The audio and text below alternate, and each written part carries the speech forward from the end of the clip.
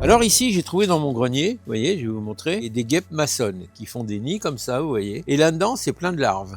Alors ces larves-là, eh ben, je vais les libérer, vous voyez, elles sont là.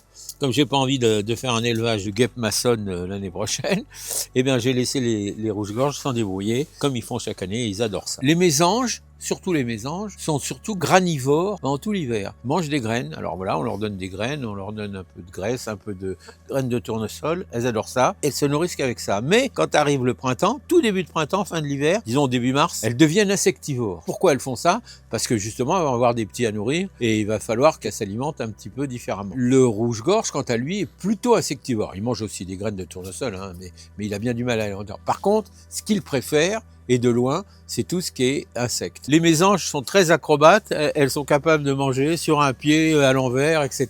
Les rouges-gorges, pas du tout. Le rouge-gorge n'est pas du tout équilibriste.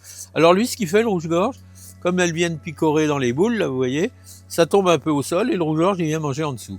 Bon, ok, si on peut lui en mettre un peu au sol, c'est bien aussi, parce que soyez quand même vigilants, qu'il n'y ait pas des chiens, ou des chats surtout, qui vont venir vouloir se régaler aussi avec les oiseaux.